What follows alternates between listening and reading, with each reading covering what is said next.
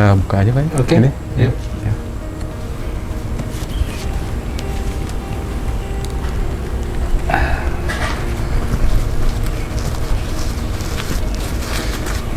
PCR sudah Pak ya? Sudah, Waduh, aman, wajib. aman. Kalau tidak dicek nanti Iya. kita ini apa membahayakan teman-teman kita sendiri. Betul.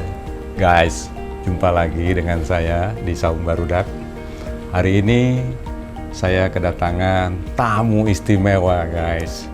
Ya, Bapak Alvin Lee. Beliau adalah pengamat penerbangan.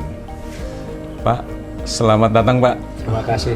Gimana kabarnya, Pak? Baik-baik, sehat. Terima kasih. Saya terima kasih juga loh, sudah jauh-jauh datang dari Semarang loh, memenuhi undangan ini loh, Perhimpunan Profesi Pilot Indonesia. Waduh, tersanjung kami ini, Pak. Oke, Pak. Untuk obrolan kita ini, kita akan ngobrol-ngobrol masalah balon udara, nih, Pak. Iya. Gitu loh. Nah, Iya. saya balon udara itu yang sepertinya seperti tradisi itu Pak, tiap tahun itu ada gitu. Di sebagian daerah-daerah Jawa ya Pak ya, sebenarnya ada. Itu sampai tinggi loh. Saya dulu tahun berapa tuh hampir pernah menabrak juga Pak. Tahun 94 itu Pak. Gitu. Iya 94 tuh, dari 94 tuh. Waktu itu masih hitam saya lihat Pak. Sekarang udah warna-warni itu keren. Ada yang putih sekarang itu lihat. Nah, macam-macam gitu. Dan semakin besar sekarang Pak. Makin besar. Apakah itu diperbolehkan, Pak? Iya. Jadi gini, sebelum masuk diperbolehkan atau tidak, guys, beda nih, guys.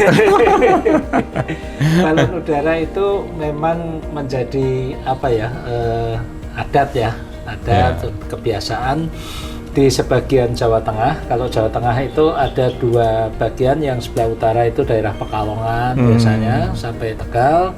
Kemudian di agak selatan ini daerah-daerah Magelang, Wonosobo yang datarannya agak tinggi, itu biasanya pada saat Idul Fitri mereka menerbangkan balon. Kemudian Jawa Timur juga ada daerah Ponorogo dan sebagainya itu. Nah ini memang menurut warga di sana sudah puluhan tahun menerbangkan itu, walaupun dulu tidak sebesar sekarang.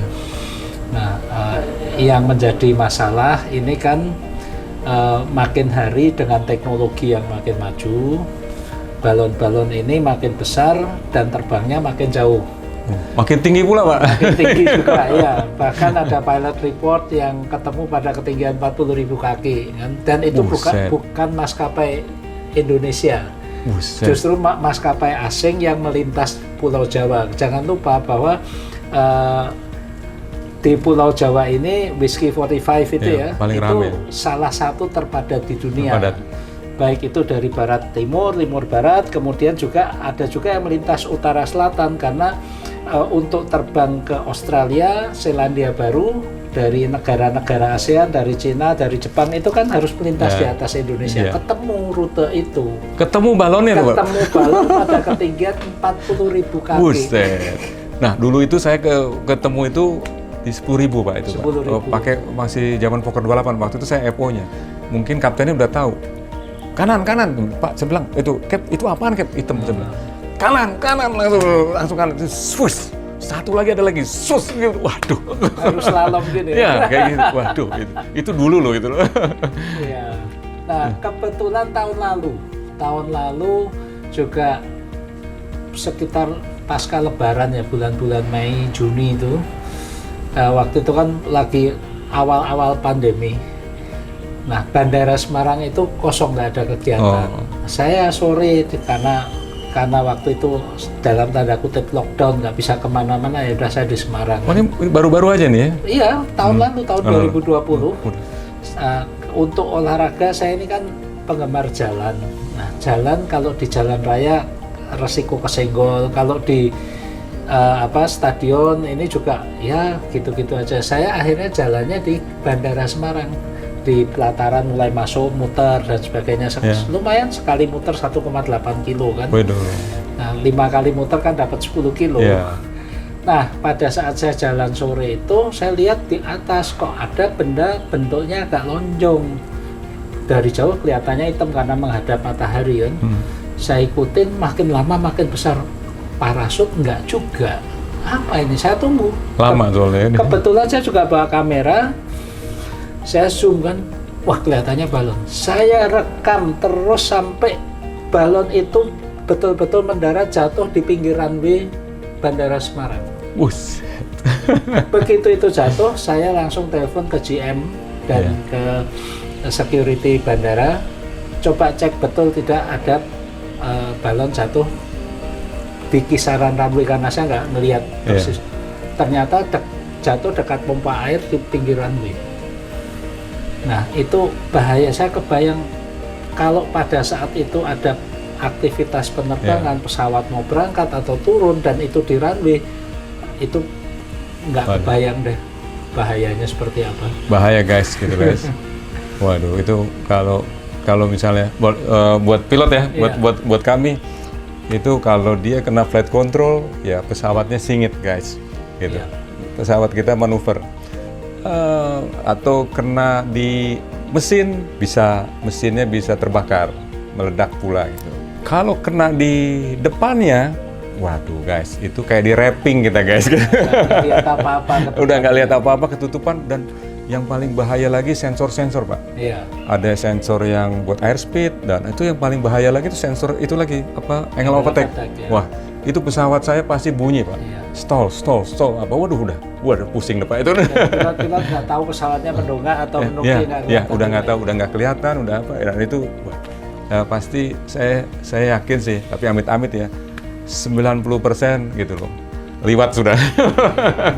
Amit-amit gitu. Jangankan apa balon yang segitu besar, pesawat kena burung aja strike. Itu kan kena yang di depan, congornya depan itu yang radom itu kan, itu aja radom bisa pecah. Iya, bisa pecah. Itu burung itu. Mesin aja bisa mati. Burung yang kecilnya segitu. Itu di sensor aja masuk kumbang aja bisa tidak beraturan gitu, apalagi di wrapping gitu. Oh iya Pak, waduh. Ya, memang itu berbahaya, maka itu kita akan perlu ya berulang kali mengingatkan yang mau menerbangkan balon itu juga memikirkan keselamatan orang-orang lain. Saya kira itu. Ya, itu yang penting Pak ya. Sebenarnya mereka itu bisa diizinkan nggak Pak itu Pak? Iya, pemerintah ini kan sudah mengeluarkan Permenhub ya, PM 40 tahun 2018 yang sebetulnya bukan larang tapi mengatur. Jadi yang daerah-daerah yang mempunyai tradisi menerbangkan balon boleh menerbangkan balon dengan sejumlah persyaratan dan peraturan. Yang pertama, balon itu harus diikat, ditambahkan, tidak dilepas terbang. Karena ketika balon itu dilepas terbang, itu sudah masuk peraturan itu dianggap sebagai pesawat udara.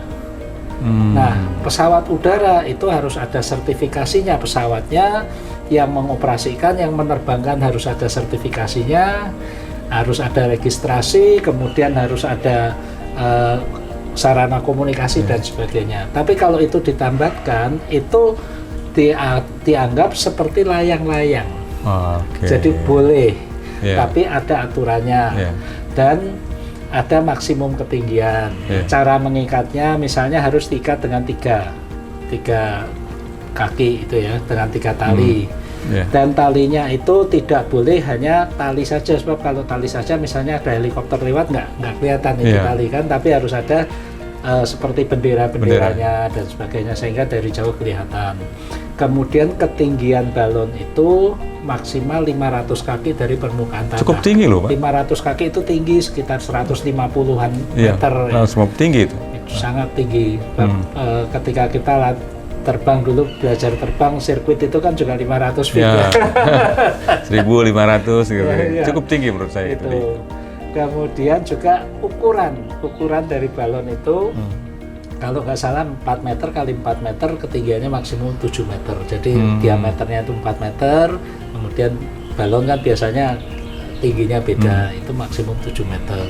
Dan balon tersebut tidak boleh memuat barang-barang yang mudah terbakar, yang mudah meledak.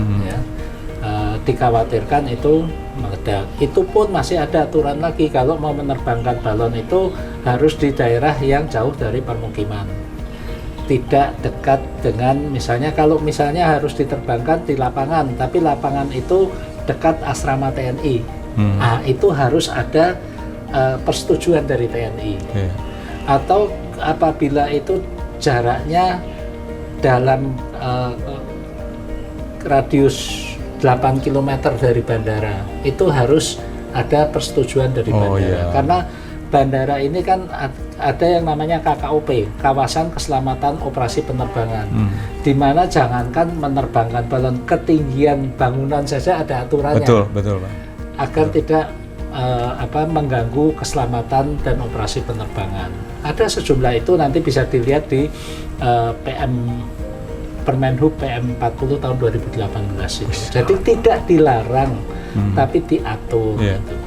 Nah, oke Pak. Tadi kan udah tidak dilarang, tapi diatur. Nah, kalau seperti saya nih orang awam nih Pak, saya mau ikut-ikutan nih Pak. Gimana nih? Mau misalnya saya ada di daerah situ.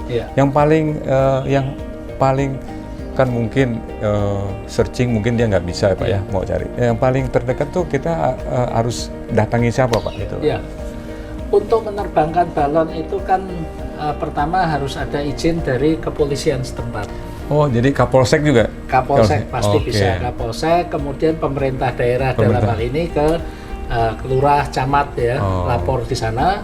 Nanti juga akan diarahkan, kalaupun harus ke otoritas bandara, kalau tidak ada otoritas bandaranya, ke kepala bandara setempat ya, atau ke Airnav. Tapi kalau itu misalnya jauh dari mana-mana, udah konsultasi saja dengan kepolisian dan pemerintah daerah setempat. Nanti mereka akan membantu kalau semuanya memenuhi persyaratan. Kan saya ceritanya paguyuban itu Pak, balon udara kan, orang masanya banyak loh Pak. Kita udah tradisi loh gitu maksudnya. Nah, itu kan, tapi kita harus minta izin dulu Pak itu. Ya, diajukan izinnya itu minimal 3 hari sebelum kegiatan. Oh, ini guys, 3 hari sebelumnya ya Pak. Karena baik itu kepolisian, pemerintah daerah kan harus memberitahu lebih lanjut kepada Airnav. Airnav pun nanti akan menerbitkan notam.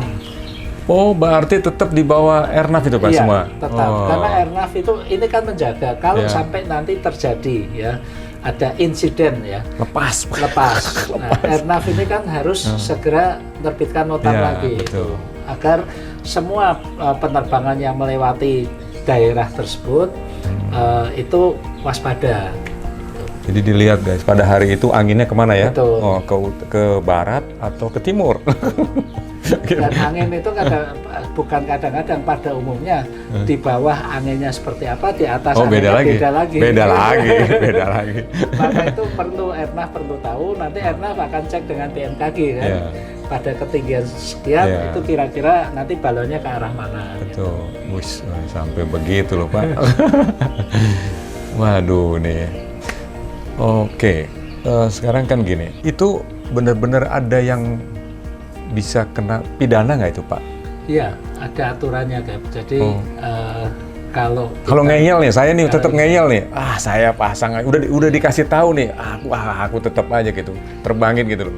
Kalau diterbangin itu kan berarti sudah menerbangkan pesawat udara. Kalau dilepas Pak ya? Dilepas terbang itu sudah masuk kategori pesawat udara. Oke. Nah, ketika menerbangkan pesawat udara, pesawatnya sendiri harus mendapatkan sertifikasi airworthiness, certificate of airworthiness. Mana ada? Ya kan? Nah, kalau tidak ada, itu ada sanksi pidananya. Ada sanksi pidananya 2 tahun. Nanti kalau pesawat itu jatuh, kemudian sampai menimbulkan korban luka-luka, itu bisa 4 tahun. Tapi kalau sampai ada korban meninggal, itu 10 tahun. 10 tahun. Nah, begitu menerbangkan pesawat, satu pesawatnya harus ada sertifikat kelaikudaraan. Maksudnya menerbangkan pesawat itu balon itu ya, balon udara. Balon itu diterbangkan itu sudah jadi pesawat udara. Sudah jadi pesawat. Betul. Nah, untuk mendapatkan sertifikat kelaikudaraan itu kan ada prosedurnya, kelaikan dan sebagainya. Karena bukan balonnya saja, balon itu begitu terbang harus ada penandanya. Supaya kelihatan di radar misalnya, ada komunikasinya, dan juga ada peralatan keselamatannya. Ketika dia tidak terkendali lagi, dia nanti akan kempes pada ketinggian seberapa, itu ada aturannya. Kemudian yang menerbangkan pesawat udara itu sudah namanya pilot. Seperti drone misalnya. Drone itu kan pesawat udara, yang menerbangkan ini juga namanya pilot drone. Pilot drone sih. Ya, itu juga ada sertifikasi kompetensinya. Itu menerbangkan pesawat udara, walaupun pesawat udaranya itu mempunyai sertifikasi, tapi kalau yang menerbangkan itu tidak punya sertifikasi, tidak punya lisensi, melanggar lagi. Apalagi membahayakan orang banyak, Pak. Betul. Pidana bisa. Pidana, ada pidananya itu 2 tahun. Jadi sama juga dengan drone itu sebenarnya balonnya, hampir sama. Jadi kalau menerbangkan pesawat terbang dengan cara yang membahayakan, itu kalau nggak salah diatur dalam pasal 53 di Undang-Undang Nomor 1 Tahun 2009 itu ada, dan ketentuan pidananya ada juga itu. Jadi hati-hati menerbangkan ke udara benda yang dapat terbang, yaitu pesawat udara, itu pesawatnya harus tersertifikasi, yang menerbangkan harus tersertifikasi. Kalau dua-duanya tidak tersertifikasi, dakwaannya berlapis-lapis. Seperti saya juga kena. License saya sudah habis. Padahal saya masih bisa bawa pesawat gitu loh. License saya habis, terus ada accident guys, ya nggak saya, terus dilihat SIM saya habis itu sebenarnya.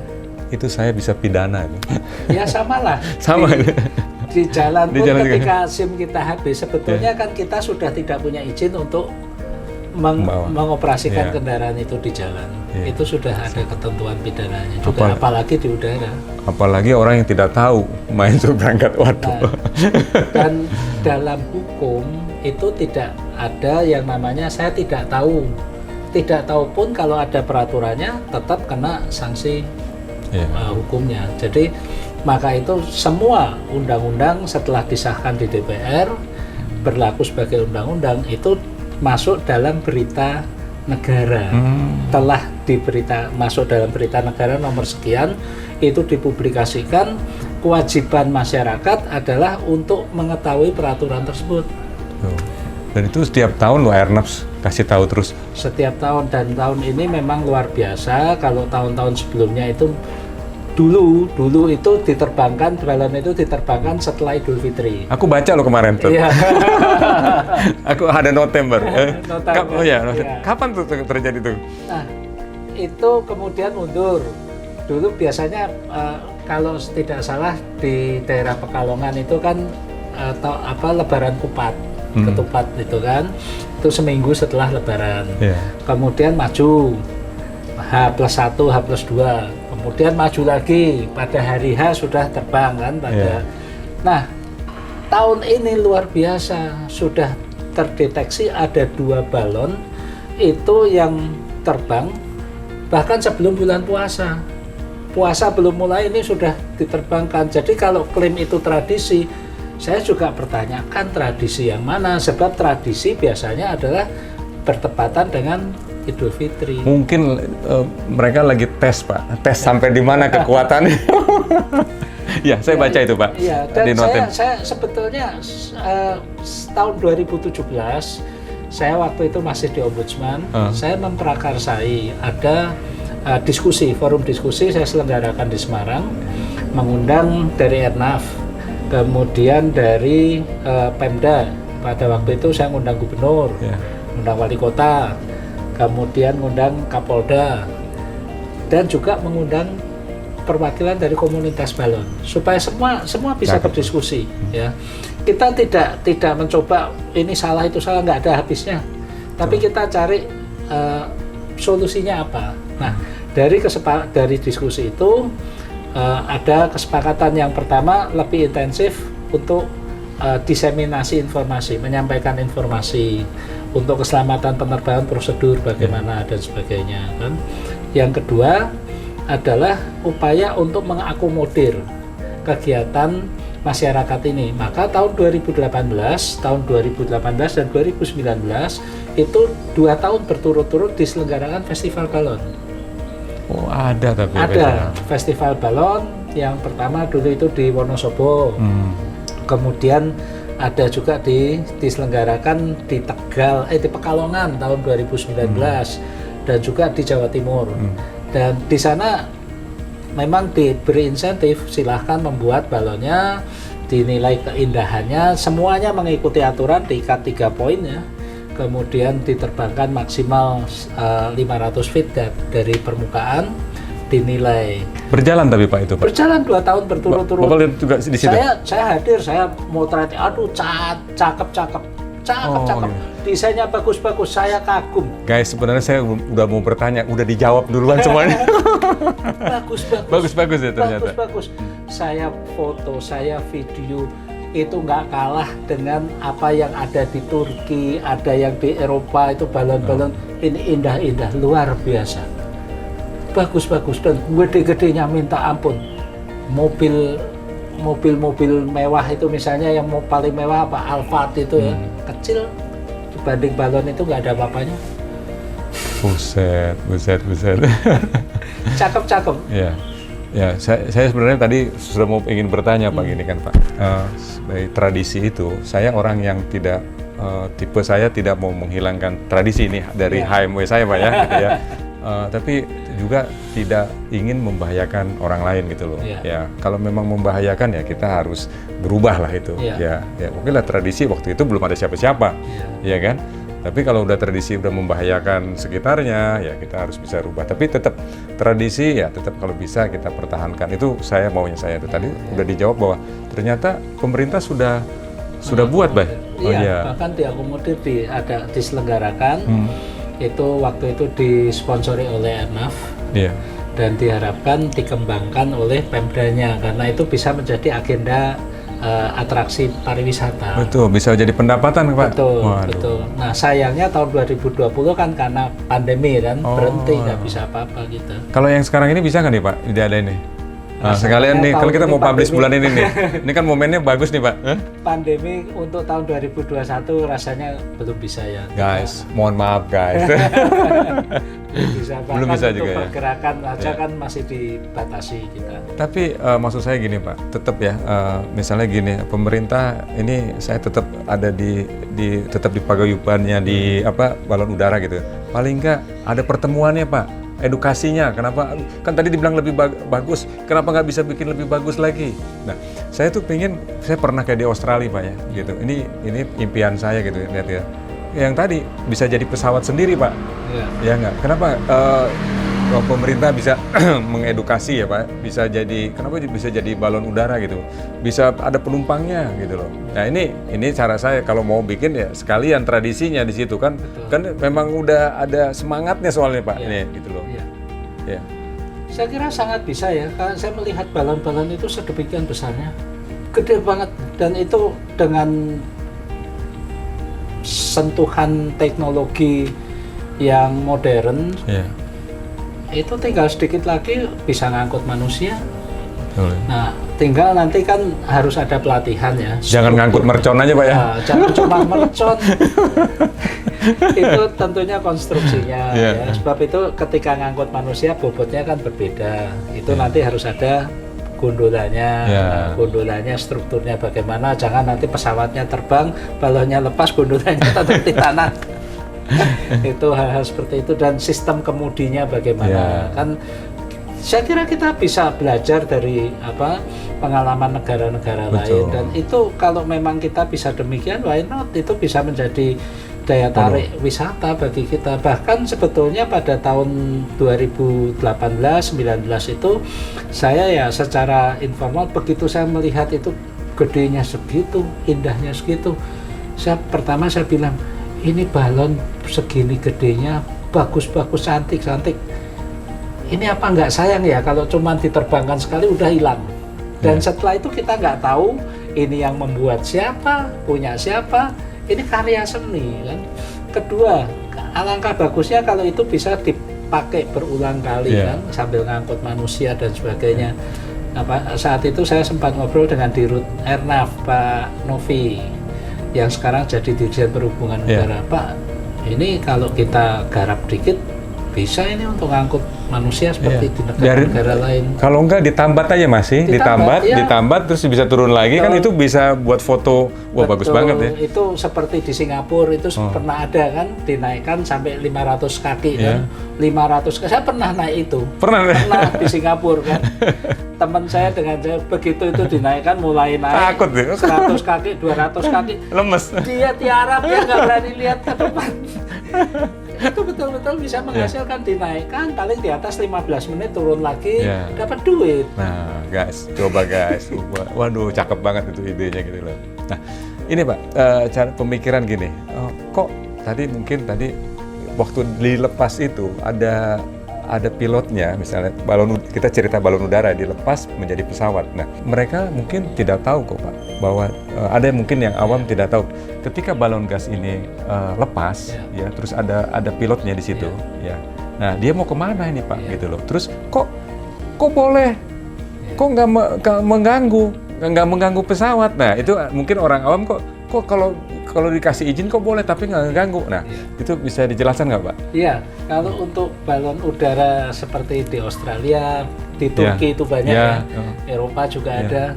Itu kan ratusan loh Pak? Iya, ratusan. Bahkan mereka ada lombanya ratusan juga. Guys itu. Dan mereka itu kan prinsipnya sama. Itu kan menggunakan udara panas, mereka menggunakan pembakar udara panas di dalam balon itu. Kemudian balon itu karena biasanya dilakukan di musim dingin kan.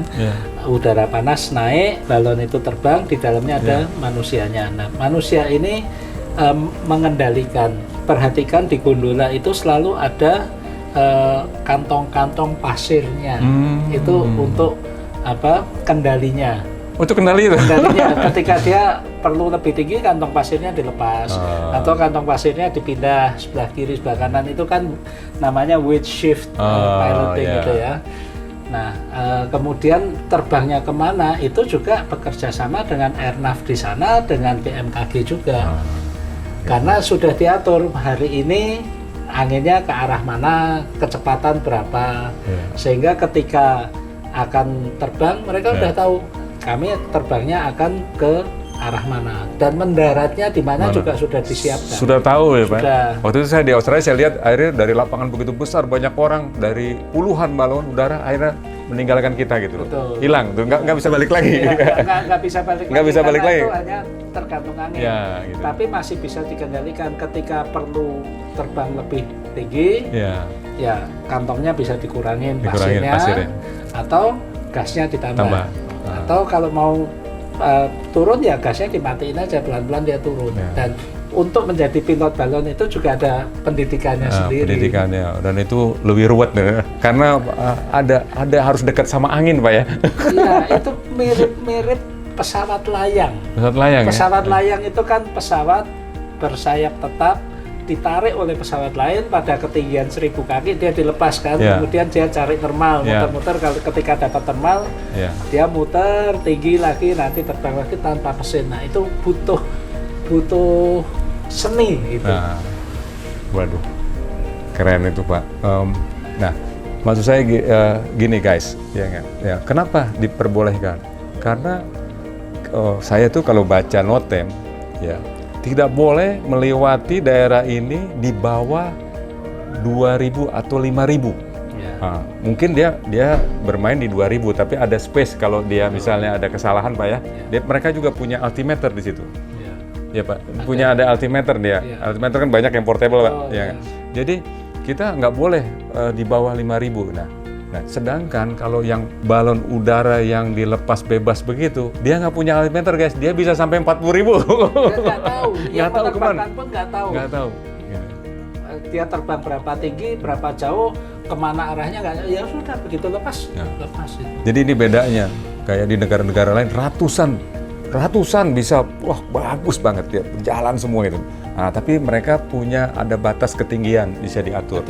Nah, itu yang jadi buat pesawat-pesawat itu juga aman. Dan kita 3 hari sebelumnya sudah dapat informasi bahwa kalau melintas di situ jangan rendah, ada di atas gitu, dan hati-hati itu ada balon udara gitu. Bisa aja kalau namanya ada sesuatu yang accident. Misalnya juga ketika ada latihan terjun payung, itu kan juga ada notam juga kan? Ya, notam saya nggak boleh turun Pak dari berapa? 5.000 gitu misalnya. Apa 10.000 itu terjun payung? Saya atau memang kita harus avoid daerah situ. Ya, sekalian sebab tidak tertutup kemungkinan setelah parasutnya ngembang, Anginnya kencang. turunnya di tempat lain. Kan? Jauh tuh avoidnya tuh kalau. Ya. Jadi semua diinformasikan. Karena kita saling menjaga Pak ya. Betul. Untuk keselamatan gitu loh. Ya, karena pada intinya dari penerbangan ini prinsip nomor satu adalah keselamatan, baik yang terbang maupun yang di darat. Ya. Kalau bertanya dulu nggak apa-apa kok sekarang banyak aturannya, ya sama saja lah. Dulu jalan kita masih sepi, nggak perlu ada rambu-rambu, nggak perlu ada traffic light. Sekarang yang pakai jalan makin banyak, sehingga perlu traffic light. Tadinya asal-asalan, sekarang dibuat ini satu arah gitu kan. Sebenarnya supaya lancar sebenarnya Pak ya. Ya, untuk melindungi semua pihak. Untuk melindungi, betul. Waduh, Pak. Tadi, udah cakep. Nah, saya sih udah senang banget ternyata pemerintah juga sudah mengayomi itu Pak ya. Sudah. Jadi kembali lagi peraturan pemerintah ini tidak melarang, tapi mengatur. Yang boleh tetap boleh menerbangkan balon, tapi jangan hanya dilepas.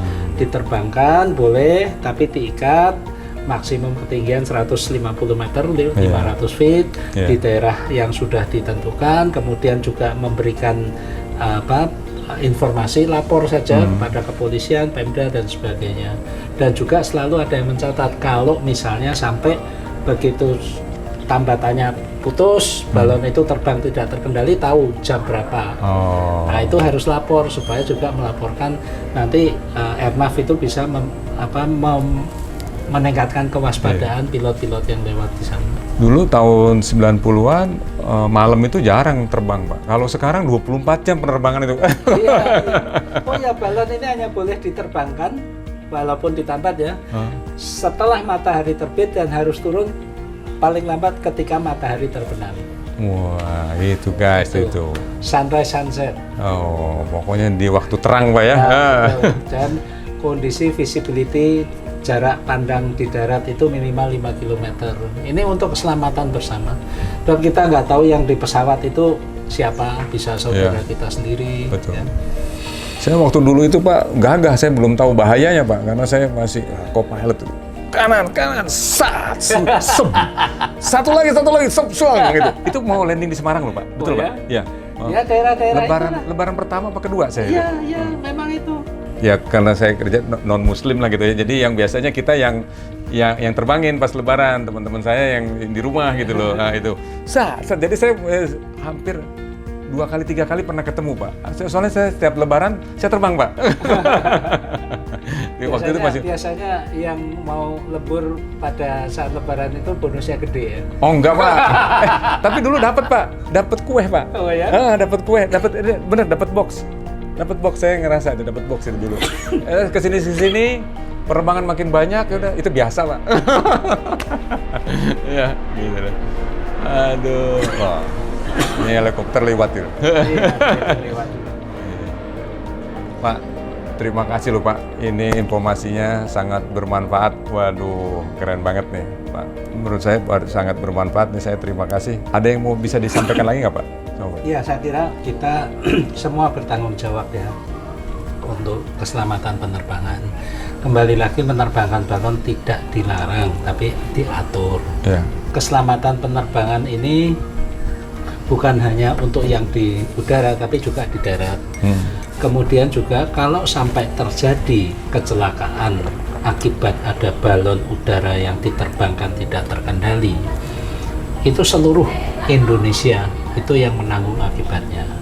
Kalau nanti wilayah udara Indonesia ini dinyatakan tidak aman untuk penerbangan, ini bisa berdampak luas. Ya, seperti ketika kita penerbangan kita itu masuk kategori 2, tidak memenuhi syarat. Penerbangan kita nggak bisa ke Eropa, nggak bisa ke Amerika. Kemudian orang-orang asing mau masuk ke Indonesia juga takut naik pesawat. Ini dampaknya kemana-mana. Jadi kita punya kewajiban, ya kalau dulu pendahulu kita itu memerdekakan Indonesia, kita berkewajiban sekarang menjaga kehormatan Indonesia di tingkat dunia. Keren banget. Betul Pak, saya setuju banget Pak gitu loh. Waduh. Jadi ya kalau sudah dikasih tahu sama pemerintah, ya nggak memang niatnya sudah baik gitu ya, sudah ada aturannya gitu, ya kita jaga-jagalah. Jadi bukan simple sih guys, menurut saya gitu ya. Kalau sampai udah celaka, ada korban nyawa, tidak cukup minta maaf saja, penyesalan juga percuma gitu loh Pak. Begitu ribuan orang akan menghilang, bisa rugilah, negara juga rugi, kerja juga susah, orang saudara-saudara kita yang mau ke luar negeri atau yang mau datang di ban, bisa begitu Pak ya? Iya. Nah, Dan itu. industri transportasi udara ini mempekerjakan minimal ratusan ribu orang, minimal. Di Lion 20.000 loh Pak. Nah, itu baru satu. di Lion kan. Belum Iya. di airlines lain, belum yang kerja di bandara, belum yang kerja di bengkel pesawat, belum yang kerja di catering penerbangan. Simple loh guys, cuman begitu. Jadi masalahnya jadi panjang, domino ya Pak ya. Iya. Pak Alvin, saya terima kasih nih Pak Alvin, informasi sudah jelas banget. Ada lagi Pak yang mau disampaikan lagi Pak? Enggak, saya kira cukup ya. Cukup ya? Cukup. Waduh, masih ada waktu loh Pak. 10 menit lagi. Ya monggo kita kalau mau. Oh ya, tadi saya akan membahas KKOP, Kawasan Keselamatan Operasi Penerbangan.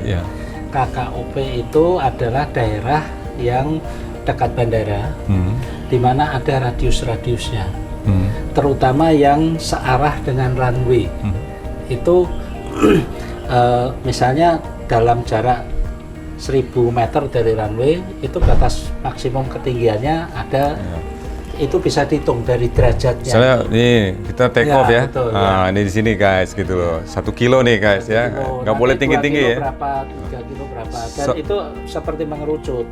Karena pesawat ini kan makin terbang, begitu terbang tidak hanya satu arah kan, makin lebar.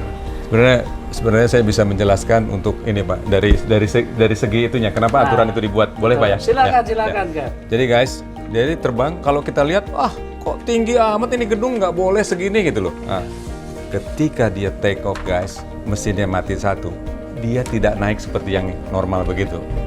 Dia masih di bawah guys, tapi tetap aman. Dan dia belum tentu dia bisa maintain, karena ada flight control rusak, dia akan aturan sudah membuat deviasinya, miring ke kiri atau miring ke kanan. Nah itu maksudnya mengerucut begitu. Iya.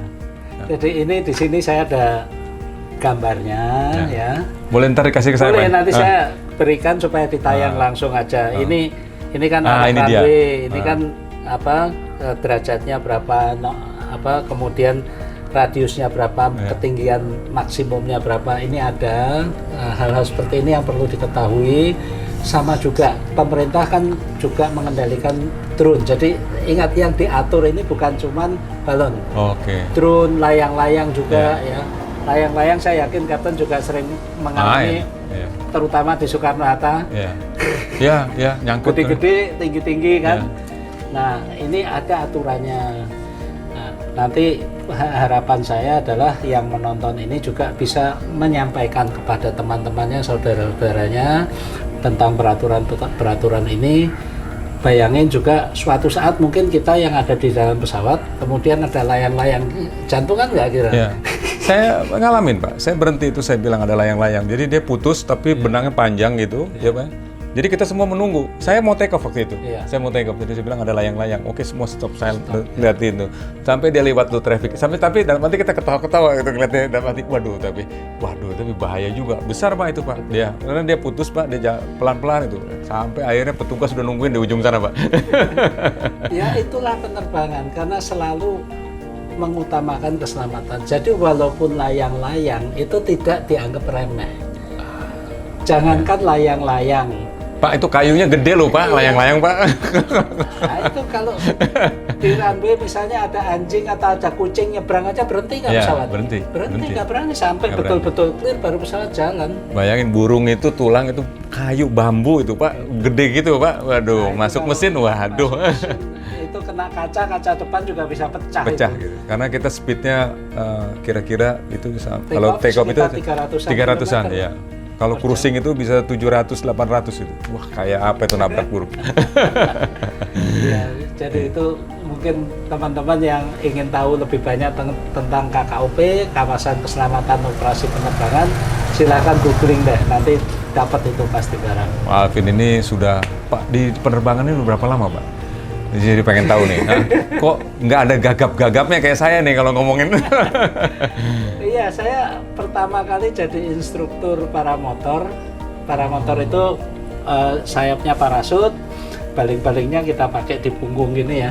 Beliau ini dulu musuh saya nih, hama ini. Wah, kita kalau ngelihat ada, wah mana itu, wah itu kita lihat.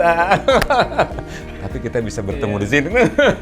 Saya pertama kali jadi instruktur itu tahun 95. Saya nggak berani loh Pak naik itu Pak. 95 Pak ya? 95, saya jadi instruktur tahun 95. Jadi berarti kan belajarnya terbang itu ya beberapa tahun sebelum itu. Itu daerah mana Pak? Saya belajarnya dulu di Jepang. Tapi saya menjadi instruktur dulu melatih penerbang-penerbang dari tim Gegana Brimob. Wah. Jadi, ampun. Ya udah kemana-mana bawa paramotor itu. Saya pernah terbang paramotor itu dari Semarang sampai ke Solo, take off dari Bandara Semarang, turun di Bandara Solo. Tuh guys, boleh kalau ada izin ya Pak? Ada izin. Ya, ada license Pak ya? Ada license. Itu guys, tetap diizinkan ya pemerintah. Kemudian dari Semarang turunnya di ini apa, selatannya daerah Jogja, tapi di gunungnya itu ada runway di atas yang untuk latihan pilot-pilot AU. Itu Gading, Wonosari. Nah itu menarik karena ketika saya menuju sana, saya harus passing overhead Adi Sucipto. Wih, overhead. Pelan Pak itu. Tapi jauh-jauh makanya kan sama, saya juga harus masuk. Pakai HT Pak, ada radio. Airband. Iya, airband ya, ya, harus masukkan flight plan juga yeah. kan. Flight plan, kemudian ya flight plan harus ada komunikasi, harus ada altimeter, saya harus tahu ketinggian berapa, bawa peta, semuanya ditaruh di sini. Wah, itu bisa. Oh, ada yang pernah ketinggalan nggak gitu kena angin Pak? Enggak, ikat dan ada plastik kan. Jadi ya airbandnya pakai HT, kemudian ada altimeter, pakai GPS juga. Bayangin tahun 95 udah pakai GPS kan. Woi, saya nemu GPS tuh tahun berapa ya Pak? Iya, 97 ya dia ada di Kasat deh. Ya. Udah pakai GPS, jadi tahu posisi di mana, ketinggian berapa. Jauh-jauh ketika masuk Adi Sucipto juga ini kalau passing overhead suruh turun. Oh ya. Gitu. Guys, saya nggak salah, saya sebutin tamu istimewa, ternyata nih saya baru tahu nih. Pilot juga ya. Nah kita kalau diajarin kita ngelihat pesawat, karena gini Pak, kalau dengan pesawat saya itu tadi pralayang itu relatif diam gitu Pak. Jadi karena speednya kan karena kita tinggi gitu, jadi kita lihat oh bisa, kita gampang dah menghindar gitu, ya kan gitu. Jadi saya lihat wah ini pesawat pelan semua. Oke. Ya, pengalaman itu lah. Jadi lisensi saya itu untuk flex wing yang para wing, kemudian yang gantole bermotor, yang fixed wing ya lumayan lah untuk 3 kategori saya punya lisensinya. Pak Alvin, ini waduh tadi udah cukup bagus ya buat kita bahas masalah balon udara. Saya rasa sih ntar saya akan keluarkan visualisasinya dari data-data dari Pak Alvin. Ya, terus kita bisa bikin lagi nggak nih konten-konten yang buat manfaat di penerbangan buat masyarakat nih Pak Alvin? Bisa, saya kira kita bisa bermitra kan. Ya, saya dalam waktu dekat ini juga akan meluncurkan kanal saya. Oh ya. Yang tentang penerbangan, tapi saya nggak akan bahas teknis penerbangan, itu ranahnya pilot-pilot profesional. Siap. Jadi saya nggak masuk ladangnya kapten deh. Siap. Saya akan lebih membahas dari perspektif penumpang. Oke. Ya, itu bagus Pak, bagus Pak. Itu saya lebih setuju ya buat penumpang ya, gitu, yang awam yang datang gitu. Boleh Pak, ntar kapan-kapan kita bahas Pak ya. Kita bisa bekerja sama lah. Jadi sekarang bukannya saya yang bertanya, ntar Pak Alvin gantian. Saya ngundang kapten. Ya, oke. Bener Pak ya? Ya. Wah, mantep Pak. Oke, cukup Pak? Cukup, terima kasih. Ya, terima kasih Pak Alvin. Guys, cukup perbincangan saya dengan Pak Alvin, pengamat penerbangan. Mudah-mudahan bermanfaat ya guys. Waduh, keren banget. Pak Alvin, terima kasih. Tos dulu Pak Alvin. Cos, oke, mantap. Pak Alvin, ini ada dari teman dari Perhimpunan Profesi Pilot Indonesia ini mau kasih kenang-kenangan Pak. Ini kebetulan ketuanya sudah ada nunggu di sini Pak. Kapten Rizky. Oke, silakan. Ini dari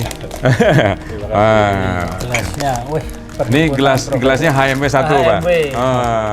Iya, ini gelasnya eksklusif, ini nggak ada yang jual. Nggak ada yang jual. Herman Marcus Venas. Bisa juga sih Pak. Kalau ini namanya, kalau Bapak sebel sama Herman ya diganti aja apa namanya, Humble Man and Wise.